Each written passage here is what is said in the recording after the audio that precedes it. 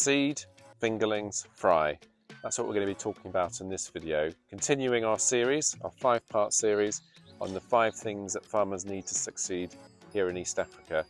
Hi, my name's Tim. I work for RADS. I'm in Uganda at the moment, and this is our new hatchery site. Why are we putting such an importance into doing this? Well, we know that farmers need 5 things: feed, seed, market, expertise and equipment. And this is the one on seed and fry. So let me just explain what I mean by those terms and why as a farmer you should care about those things. We're in the midst of constructing our ponds for our hatchery, and this has been a long-held ambition that we've had as an organisation, is to be able to supply our farmers with the right seed for their ponds. Now, of course, when you're a fish farmer, you need good access to good fry, so fish that are going to grow well and quickly, and you're going to be able to take to market and make your money. So for a long time, we have struggled to deliver the quantities that we need for our farmers. We've got 3 hatchery ponds that we've been using for the last couple of years, but they don't really give us the quantity of fish, and it means that we're struggling to actually provide fish into the market because we're using our production ponds. So this is our expansion so that we can do that. Now, as a farmer, you'll buy your fingerlings, so they're called fingerlings because they're the size of your finger, and you want to buy as big a fish as possible. Now, the reason is when fish go into a pond like this, ponds like this, there's no feed, so it's because it's a new pond. You want a green pond, so this one here's a bit greener, and you want to put your fish in, and the bigger they are, the better. And that's because they'll survive, more likely to survive.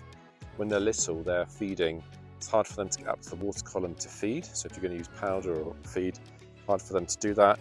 They're also more vulnerable to predators, so they might find, oh, we're feeding the fish here, look, that's good to see. So they might find that actually it's quite difficult for them to feed. So as I was saying, here at RAD we know that, so we want our farmers to do well. So we normally supply our fingerlings at least 2 grams. Now the industry standard is 1 gram, so they're double what they should be. But really, if you could get away with 5 gram or even 10 gram fingerlings, that'd be really good for your ponds. Of course, it becomes harder then to transport those fingerlings and fries, but you can make do. So you get your fingerlings at 2 grams, and then of course you grow them out to table size or whatever table size you want. But for us, as a hatchery, we can now supply fingerlings to the farmers in our district. At the moment, the nearest hatchery is about 8 hours away, so it becomes sort of necessary for farmers to succeed to have access to good quality fry and fingerlings. So what we do is we have the male and female fish in those ponds at the end. We'll put them into a pond a bit like this, they'll breed, and then we'll drain the pond, remove the adults, put them back into their ponds to rest, and then we're collecting, it's not the eggs, but the fry. So they're really tiny, so the swim-up fry. So often they'll be in the mouth of the female fish, because tilapia are mouth brooders. And those small fry we'll then put into one of these happers, and then we'll feed them intensively on feed. And let me show you a quick clip of us doing that at our other facility. Benja's going to feed our fish. So this is some powder, fish powder, so it's really tiny. You can see he's putting it in there. You can see the ripples in the water. That's the fish that are feeding.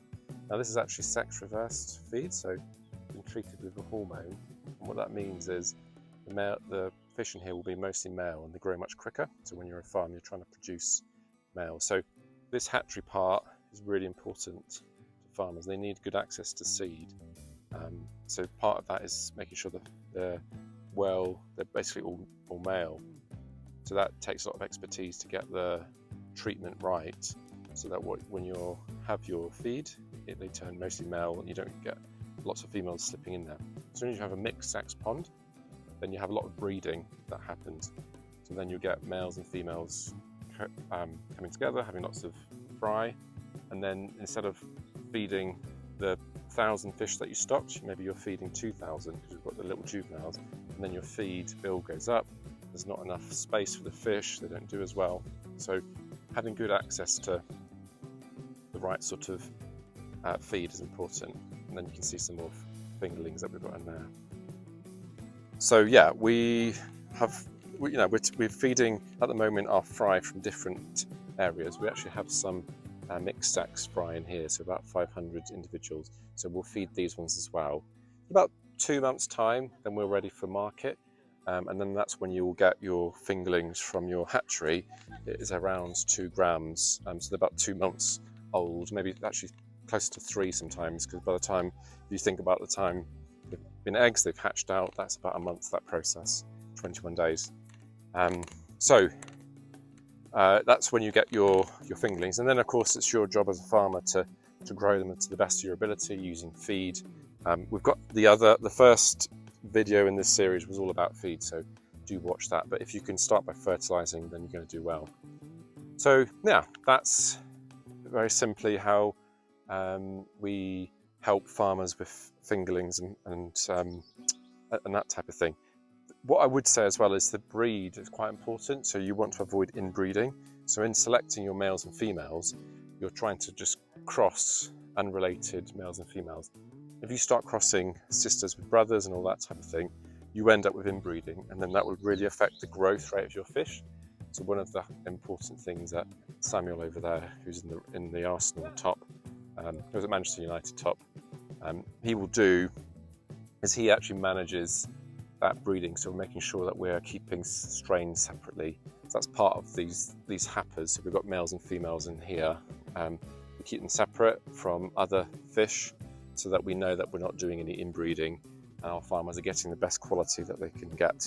So a good hatchery will do that for you, so you want to check with hatcheries that they're doing that. And then when you're transporting them, make sure they're not overpacked. You want about maybe 500 to 1,000 in a bag, depending on the size of the fingerlings, with oxygen if you can, and they should survive in your ponds when they arrive at your farm. Then of course you've got to acclimate them to the water, and then you've got to feed them. So I hope that's been helpful for you. Here at RAD, we've done this facility purely for our farmers. Of course we make some money from the hatchery, but I'm not sure it's going to take us a long time to recoup that because it's very capital intensive to build ponds. The main focus was we wanted to get fish available into the district. Currently we can't meet the demand, but we want those fingerlings so then we can take them to market and start the whole process of being a hub. So, quick explanation there. I hope that's been helpful to you. Thank you very much for watching. We really appreciate your support. Do drop a like or a comment, and we look forward to seeing you on the next video.